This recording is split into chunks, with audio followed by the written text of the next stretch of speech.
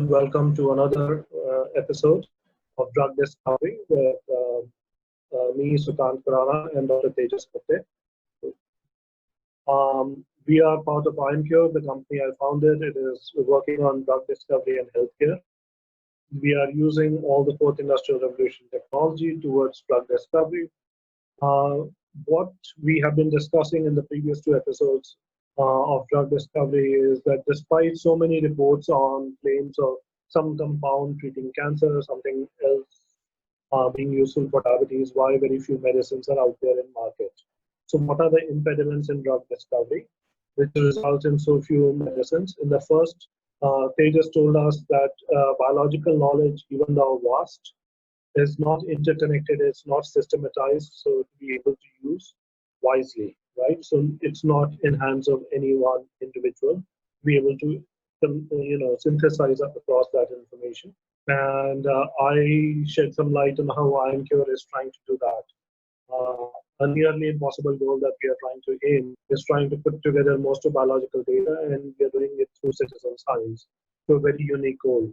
The second thing they emphasizes drug discovery is not some pharmacology report.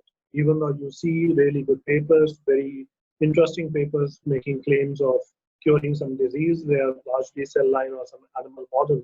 That's initial pharmacology. From there to actually drug coming out in market involves several steps of drug discovery and then development. So now we are going to get into we hear often, Tejas, that several medicines fail, right? Sure. So when you have initial report good pharmacology, why do medicines fail, which contribute to the long time span of medicines getting out in market?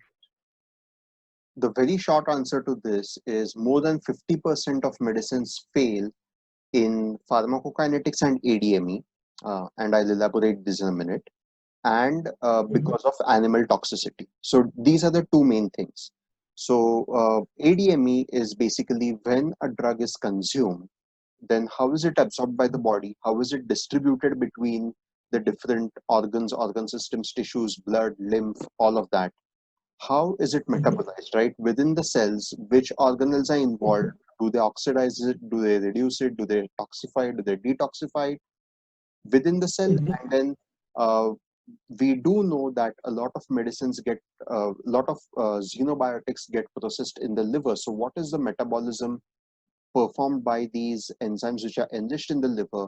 And what are the end products of that metabolism? Do they enhance the effect of the drug that we are taking it for? Or are they do they lose their efficacy, or do they become more toxic? Do these metabolites interact with other molecules which can be in the body to create completely unheard of characteristics which can be toxic in and of themselves? So this is ADME and pharmacokinetics. Toxicity is at multiple levels, right? So there is genotoxicity, which is the most common, which is a drug that you consume. Is that going to cause DNA damage and induce cancer? Is it going to be toxic to the heart? Is it going to be toxic to the brain? Is it going to be toxic to very basic activities that a cell has to do? Is it going to prevent the cell from repairing itself? Is it going to prevent cells in the body from multiplying? All these things have to be taken into consideration. Now, these properties are best tested in actual live small mammals, right? And so when they're tested there, and if either they are not absorbed from the gastrointestinal system, so then they don't become bioavailable, or they are not distributed efficiently to the tissues which are being targeted, or they are metabolized and the metabolites lose their efficacy, or they become toxic, right? Or they get completely excreted, then this is called bad pharmacokinetics. Or they have properties of toxicity. The drug molecule itself is toxic, so it's going to kill the person who consumes it. So in classical drug discovery, what happened is ADME and toxicology were performed pretty late in the cycle. So you started with 1 million molecules, you narrowed it down to 100 molecules through multiple stages of high throughput screening, efficacy testing, optimizing it, so on and so forth. And then you did ADME-T at pretty much at a very late stage, just before preclinical trials or clinical trials. And so by that time you had already invested a lot of money, you had already invested a lot of time, and then you found out that this is not a molecule that a person can safely consume, or after consuming it, it's not going to be available. So time lost, money lost, and then you have to restart the cycle all over again with a new set of 1 million molecules. So I think that contributed to a lot of delays, that contributes to a lot of the expense, that used to contribute to a lot of the expense in drug discovery. And I think today we have reached a point where a lot of big pharmaceutical companies are being, you could call it smart, you could call it strategic, you could, define it in different ways, but they have relatively less investments in research and development of new drugs. Instead, what they do is they wait for a smaller startup or a smaller academic lab or someone to do a lot of this preliminary work in developing, in finding a drug molecule and developing it all the way up to a preclinical stage. And then they would rather pay money upfront and purchase this as property than invest the money themselves in doing it. So that, which is why, sometimes you see drugs have very high costs, is because the companies have to recoup the investment that they made in purchasing it. So I think there was the old school of taking a lot of time, investing a lot of effort, but failing at a late stage, versus the newer philosophy, which is let someone else do the hard work and let me purchase it. And I think we are, some big pharma are moving away from this model. They are beginning to use AI on their own in various ways. So in either broadening the pool of starting molecules that they have, or in trying to define the protein targets of these molecules, or in using recurrent neural networks, various kinds of neural networks, or even thinking of repurposing existing FDA-approved drugs to treat other diseases. And I know we've discussed about triclosan for malarial parasites being one such repurposing things, right? So, and this is where I think using computational tools and things like artificial intelligence, machine learning, and data science in smart ways, but in parallel, in multiple different approaches, is probably going to be the way forward, is what I think about drug discovery.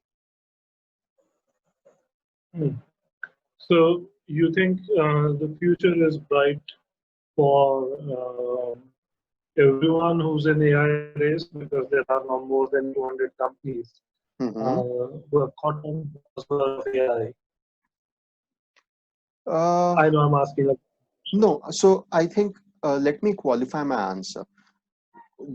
There is no substitute to eventually performing experiments. Wet lab experiments have to be done before you give a drug to someone. So AI, I think the use of AI is, as I said, finding the right proteins or using existing data, coming out with patterns in the data, finding the right proteins which need to be targeted, right? So we need to be smart in targeting, in specific targeting.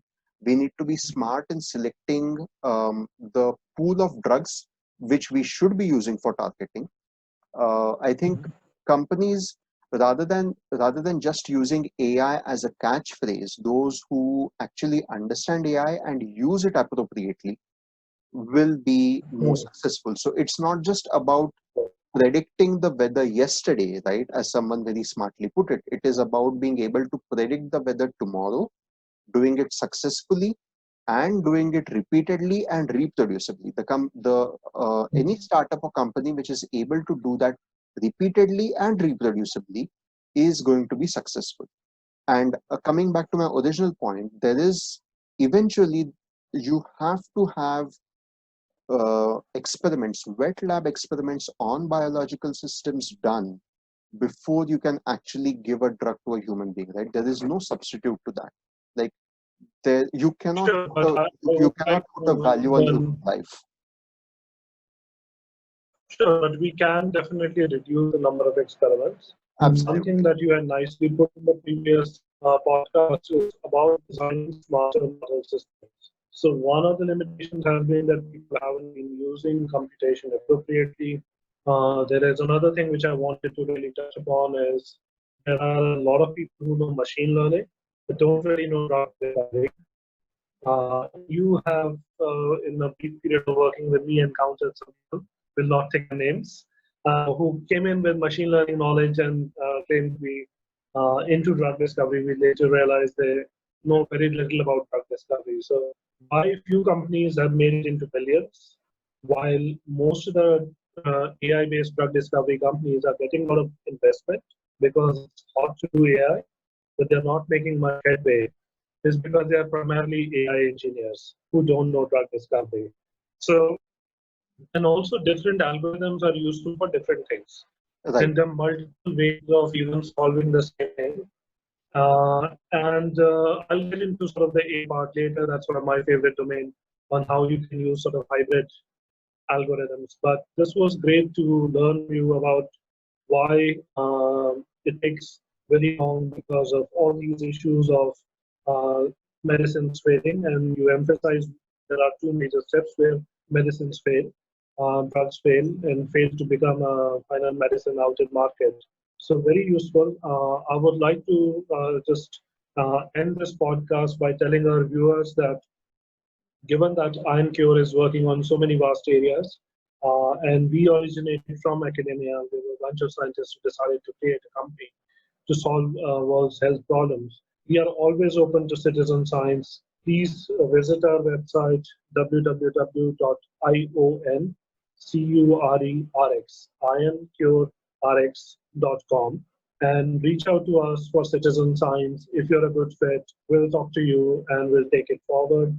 Thanks a lot for listening to our podcast. Bye-bye. Thank you.